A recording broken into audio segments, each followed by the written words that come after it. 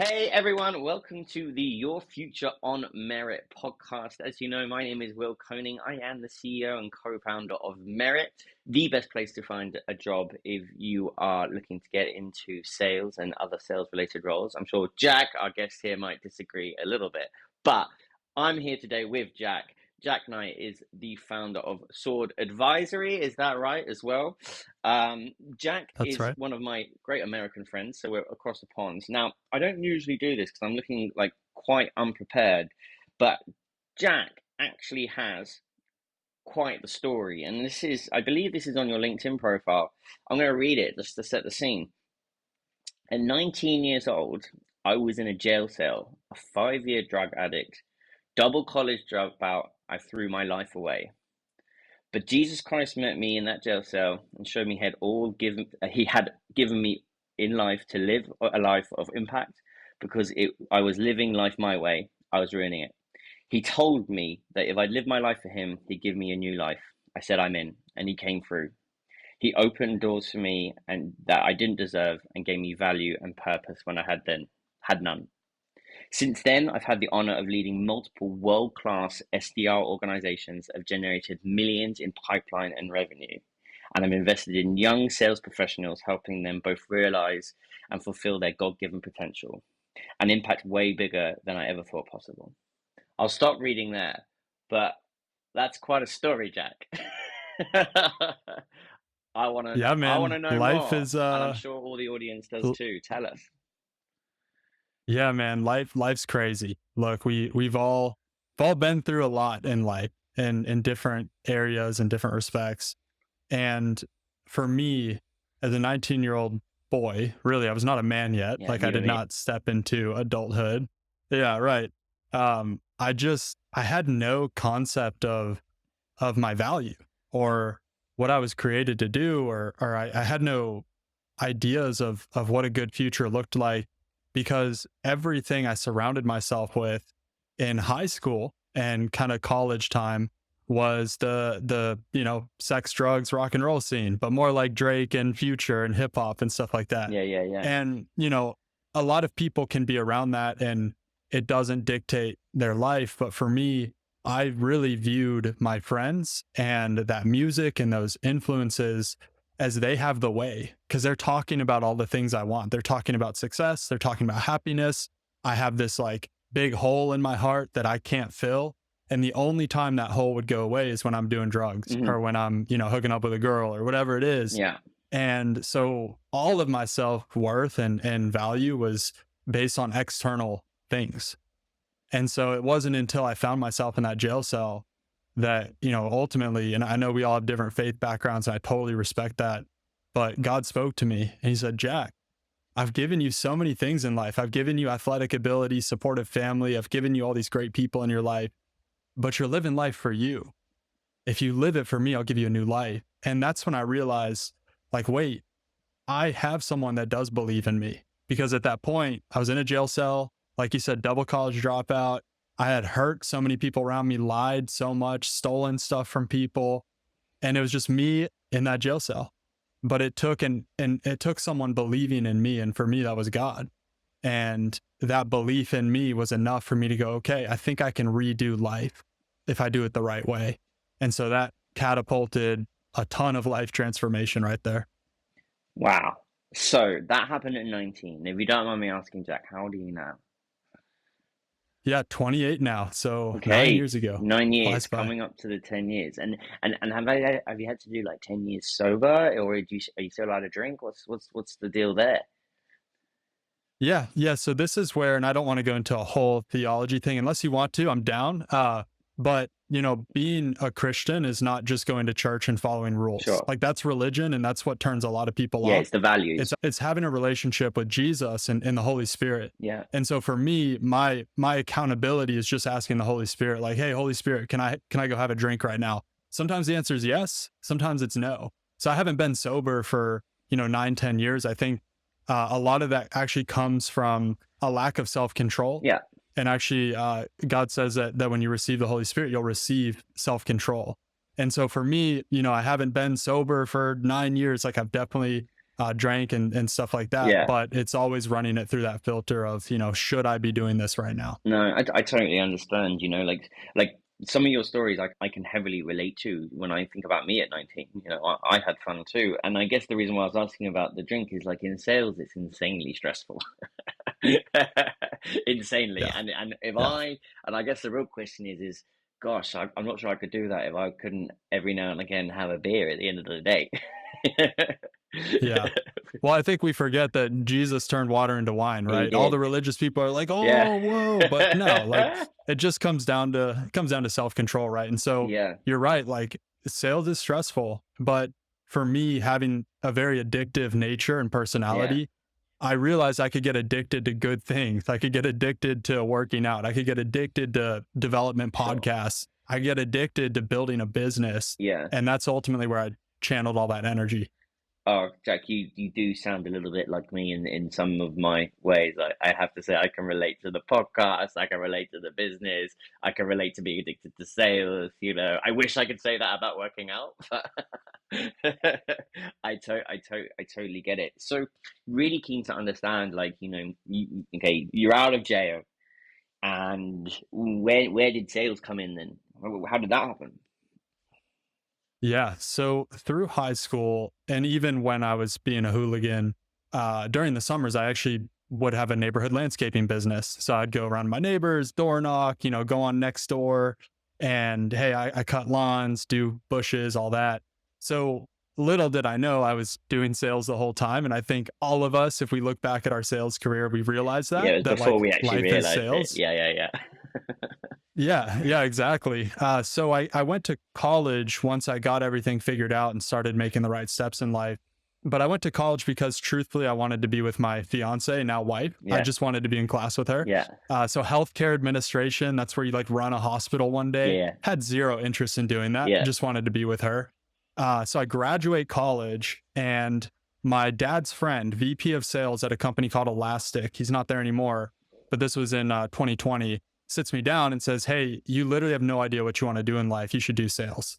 And I freaked out because yeah, I wanted to go government. I was actually going to go into the CIA. I had an internship lined up. Wasn't going to do any cool like James Bond stuff, but more of like the administration side of the yeah, CIA. And that pay scale is on the government pay scale where you can forecast your income for the next 30, 40 years of your life. And so I thought that's what I was going to do. Very stable, very secure. I know every single step. yeah, And so when my dad's friend told me about tech sales, I was like, no, I don't want commission. I don't want to have to hit a quota. yeah, What if I miss? And so I just had immense like fear to step into that. But ultimately, I went for it on a wild hair, yeah. and here we are. And here we are. I have to say, the name Jack Knight could be a CIA spy name, though. I love it. Excellent, excellent. So you've gone into sales, you've taken that risk, and then you've gone into leading SDRs and now helping people getting jobs in sales, which is something how we came connected because we essentially do the same thing. What did that journey look like for you, Jack? So I came in right out of college as an SDR, made decent money out of college. I think it was like a 50K base, 25K variable, so 75K total. Yeah, My peers graduating college were making 50K, was kind of average 50, yeah, 60K. So I was like, okay, this is awesome. Let me go run for this. And 9 months into my SDR role, our SDR manager had left. And so there was this leadership gap. And my leadership team said, "Hey, Jack, we're going to be hiring for a manager. Can you just kind of be the temporary, like keep the team alive type yeah, thing?" sure. And so here I am, 9 months out of college into this role, and I'm kind of this like temporary SDR manager. Well, that was supposed to be 2 weeks, turned into 3 months. And that's when I really crafted a love for leading SDR teams. Mm, And then through a couple different transitions, I wound up at an ed tech startup. Then I went to Clearbit, big in the data space, sure. got acquired by HubSpot. Then I transitioned over to Fourth. And then more recently, I've started my own business of helping people get into tech sales. The reason I did that is because through my journey, I would always have people reach out to me, whether they were neighbors or, my cousin's friend. They wanted to get into tech sales, but they didn't know even where to start. So I used to spend like 4 hours at a time with these people, explaining to them, hey, this is what you need to do. You need to structure your resume like this. You need to reach out to hiring managers like this. Here's how you need to interview. Hmm. The fourth or fifth time I did that, I realized how much time I was wasting. So I started to document step by step, like, okay, here's what you do. Then everyone who came to me after that, I would just send this document. Here's how you get into tech sales. And it was successful. Like 8, 9, 10 people broke in following the steps. And that's kind of when I realized, like, wait, this could actually really help a lot of people. So I published that guide online, broke a whole video template down on how to do it. And then I put it into a course. And that's kind of where this idea started of, hey, I can help people for free. It's a free guide, but there might be people who really want to just go land a job in the next month or two. Yeah, yeah, yeah. Maybe I can coach them one-on-one. So that's how that And that's how started. you it's amazing, isn't it? And that obviously that almost you made that sound like an overnight success, but that's 9 years, right? Yeah, well, the guide, when I put pen to paper on the guide, that was probably February of this year. And then April of this year is when I started working with people one on one. And now we're in November. And yeah, it's a full-time business at this point. Well, I mean, as from someone that's done that myself, like, congratulations. I know how hard it is. How much now you're a business owner? Because I know a lot of people go watch these podcasts. They're looking to be, self-employed, maybe have a side hustle, maybe run their own business one day. I hear that a lot. I bet you hear that a lot too. How much does being a salesperson help or hinder you run your own business? I will always stand by being an SDR is probably the best way to learn how to run a business because you have so much autonomy, but you have to balance that with responsibility. And in the SDR role, you are literally learning how to generate demand. You're a sales development representative. Hmm. If you're starting a business, you have to learn how to generate demand. You have to learn how to open up combos. So everything from running a pipeline to structuring your day and time blocking to getting over the fear of self and reaching out proactively to people to pitch them on a crazy idea. Like there are so many skills within the SDR role Mm. that teach you how to run a business. So I think if you are going for the SDR role, phenomenal place to start to learn how to run a business. And if you're in a remote role, you probably have some flexibility on the side, whether in the morning, at night, to start growing a business. And so that's another big thing. A lot of people get into tech because you make a lot of money, but there's a lot of flexibility. And so you can invest the money you're making into, seen a lot of people do real estate, stocks, but also into another business. Yeah, no, totally. It's funny, isn't it? I remember in my early days of being a sales executive, basically like some older trainer than me, managers like you're the CEO of your own desk, basically, income Yep. leads, outcomes, money. And you're right, within that, it makes it sound so rudimentary, but there's so many things that come with that. I think the things that stick out for me are like time management. That's like something that's so key, right? And so many different kind of common things like that. Just are Yeah. so important. You And I think the biggest trait there that I've seen be the biggest difference between high performers and average performers is as an SDR, no one's going to do the work for you. Yeah, As a business owner, no one's doing the work for you. Other jobs, they literally tell you, you need to get these reports done in this format by this timeline. Here's your job every single day. SDR, it's like, hey, here's your monthly or quarterly quota. Have fun, yeah, right? yeah, yeah, And that's how running a business is. So that ability to take initiative, be a self-starter, yeah. that is ultimately what makes the difference between a high and a average performer. It's funny, isn't it? I've spent a lot of time myself having run a sales development boot camp, working with loads of different SDRs. I'm actually helping an SDR team out for a marketplace out at the moment, and the one thing I keep telling this team is like, they're not necessarily uber privileged. They don't have the silver spoon. They don't necessarily have like these, Ivy League college educations. But the reason why they're absolutely killing it is because they just work hard, right? Yeah.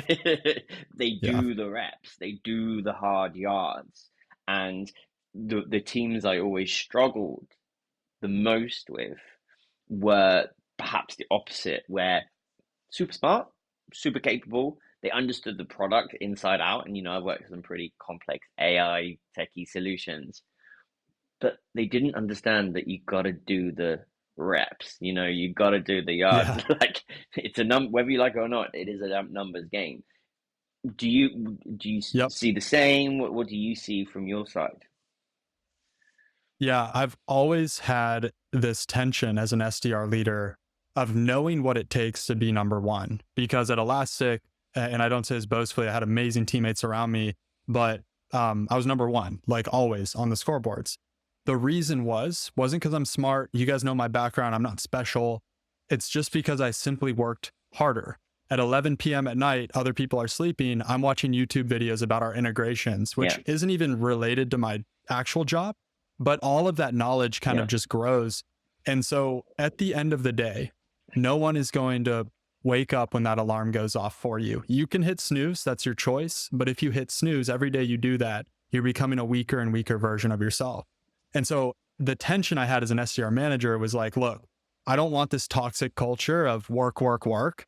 But honestly, y'all, like that's what this takes. If you want to get promoted and you want to get out of this crappy role, because yeah. it's It's hard. This hard. this role's hard. It's very hard. Did you know the average salary for an SDR is between £28,000 and £32,000?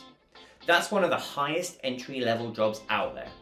The trick is standing out from the crowd to get that role. And with Meritt, we make that possible for you.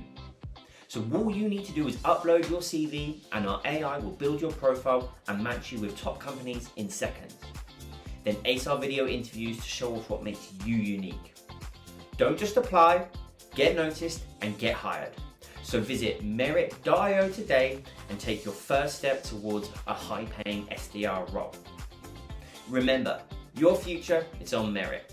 It's hard, but it's the proving ground. And if you can make it through that, then you eat all the fruits of all the goodness of tech sales. You have to just be willing to outwork. So I would tell my reps like, hey, I'll give you the SDR manager answer. The SDR manager answer is like, take care of yourself, don't overwork yourself, like pace yourself out. But let me give you the rep answer as well. If I was your peer, what I would say is, are you waking up at 6 a.m. to start working? Are you staying up late after work, laying in bed, watching YouTube videos about the industry? Do you really want this? Yeah. Because you can be average and float around in SDR roles for 3 to 5 years. I don't care. And many are right now, Or you can huh? be exceptional. Yeah. Many are. Many are, and they're frustrated that they didn't get promoted, but you just know. I just know that they didn't do the reps when they needed to do the reps. And the problem is, there's guys coming in fresh out of college, fresh out of high school, hungry, traumatized by the world that they've been brought up with. These are COVID babies of sorts. You know what I mean? They need to get out there in the world, and they're having to compete. And it's the same with the lazy AEs that didn't build their own pipe, and now you got these hungry ass SDRs coming in saying, "Hey, guess what? I can be a really great 360 rep. I don't need an SDR. I can smash quota." And it's the laziness is. It's like I think the lazy seller is over, right? I think it never was there in the first place, but it's really true right now. A lot of people were able to skirt by through COVID because, we're remote now and we're all adjusting to remote life. And there was a lot of money like the ESSER funding and stuff like that, where you could kind of hide behind a lot of money. But now that we're in the market we're in, it's just black and white. Like, do you want it or not? Yeah. Do you want it or not? And it's so funny. I'm the sales guy for Meritt. We've had a great year. Oh my God, I've had to work my butt off. There's no, I have had to call everyone in my black book. I have had to do these things, and it's the same with you. Like from what I understand, conversation offline, you're doing very, very well. But I also know how very, very hard you work. You got to do the time. There's no place to hide anymore. You're obviously on the ground floor in the US. We have US roles in Meritt. What advice do you have to share to anyone? Anything else outside of work hard when it comes to getting that job? What would you say are the top things right now? Yeah. So my kind of catchphrase is do the job to get the job. And that does involve working hard, right? Because most people are just sending in LinkedIn easy apply. Why is no one reaching out to me? It's because there are literally 300, 500, 1,000, 2,000 applicants for that role. Yeah, right. So what you have to do is you literally have to do the job to get the job. And look, if you don't want to go through a fancy high touch sequence of like, okay, let me email them, LinkedIn them, text them, just call them at least. Just go to any of the data tools out there. There's a lot of free trials like Apollo, Seamless. pick up the phone, because I've heard so many times from my manager friends that, hey, we had a lot of people LinkedIn us, email us, but I only had 2 people cold call me. I know. Who do you think's getting the interview? The Right. people that cold call. And I've been on so many of these podcasts saying this for a year now. Like, you got to pick up the phone. You got to pick and up it the just phone. blows my mind how few people are actually doing It's that. incredible, isn't it? Obviously, at Meritt, we have this like video interview software as well, and everyone's like, "I want the job," but actually, what they want is we made it easy to apply, and then we say, "Hey, congratulations for those who get shortlisted. Do this 2-minute video, right? It sales in 2024, Yeah. right?" I agree, by the way, pick up the phone, but we obviously want everyone to get a fair shot.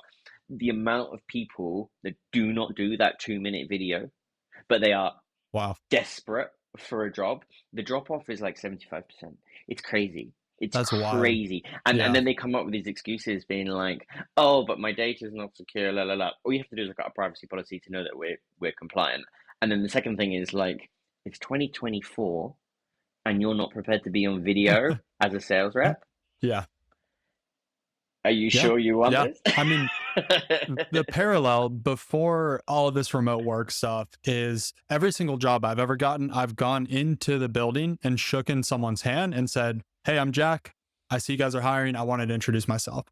This is the remote parallel of that. You need to be able to send a video of yourself or make a phone call and introduce yourself. "Hey, saw you guys are hiring. Wanted to introduce myself directly. Say I'm interested in the role. Here's why I think I'm a good fit." Yeah. It's no different. It's just the post, not post digital, but it's this new world we live But in. why do you think it is that these people that are so like it sounds, especially in the US, right? Like it, there is a cost of living crisis. We have it here. It's certainly real in the US. When I go to the US, I'm like, oh my God, $17 for a bagel. Are you insane? Why is it, do you think, that these people, they have the opportunity to earn $100,000, these $100,000 roles, right? If you hit your number, maybe more Mhm. as an AE, right? Why do you think there are still so many people that aren't prepared to actually even do a 2-minute video or to go on Clearbit or whatever to get a phone number? You know what I mean? Why? Yeah. Wide is the path that leads to destruction, narrow is the gate that leads to life. And so there are so many people that think they want this. There's so many people that want to be in shape. There's so many people that want to live in a nice house. But are you actually taking the steps to do that? Yeah. And it's just this weird human phenomena, I think, where action doesn't meet desire, and desire is not enough. You have to have discipline and action. Yeah. So I don't know, Will. It's sad. It breaks my heart because I talk to a lot of these people. I love that. What is it? Wide is the Wide is the path that leads to destruction. Narrow is the gate that leads to life. That is a banging quote. I love that. So let's just take you back to you 9 years ago. It's Naughty Jack in a jail cell. What are the 3 pieces of advice you're going to give young Naughty Jack? First, I'm going to say you matter.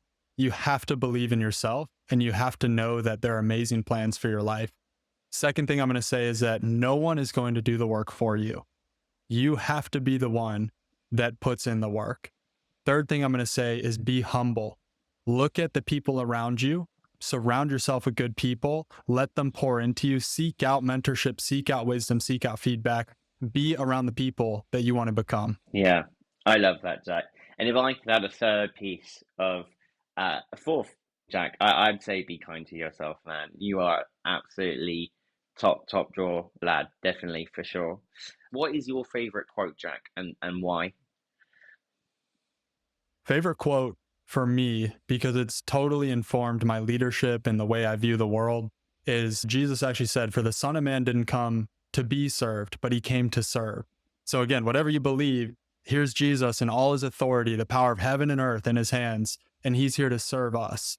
And that's who I want to be as a leader. I want to have that authority, but I also want to have the humility to look around at others and see how I can help them and invest in them and support them. Amazing. I have to say, I think there's a lot of people probably, certainly in England, at least rolling their eyes going, ugh, religion. But like, if you actually look past the religion piece, what we're talking about is being a great human. And I also subscribe to servant leadership. It's how can I help you as a leader, which is also what you're describing as well.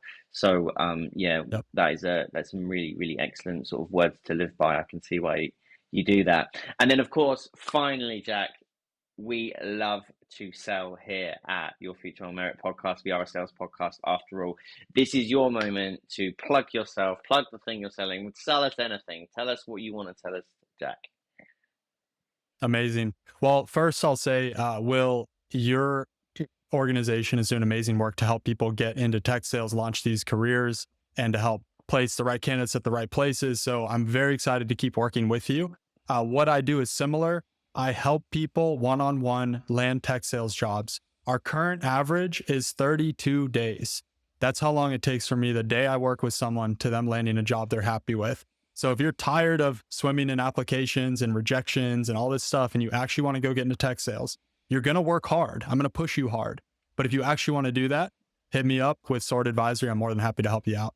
100%. Like everyone, you could be fooled for thinking that we're competitors of sorts. It's absolutely not the case. You know, the sales recruitment market is massive. Both Jack and I are super aligned in how we can help you get hired. If you really need coaching, these are $100,000 plus deal jobs when you hit your number as an SDR. Obviously, becoming an account executive in the US, you know, you can earn, well, the sky's the limit, right? This is a very, very lucrative path here in the US and the UK and the world. So don't forget that you do everything you can to get these roles.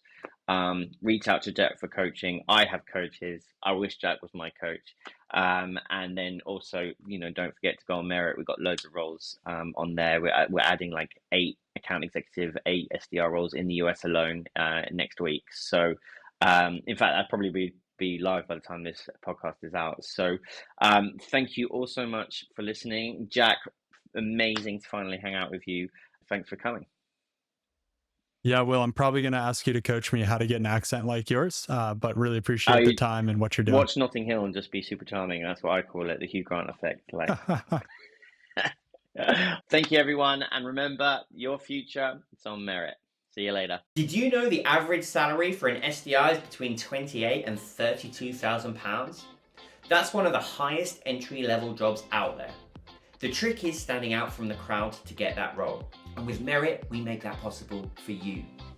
So all you need to do is upload your CV and our AI will build your profile and match you with top companies in seconds. Then ace our video interviews to show off what makes you unique. Don't just apply, get noticed and get hired. So visit Meritt.io today and take your first step towards a high-paying SDR role. Remember, your future is on Meritt.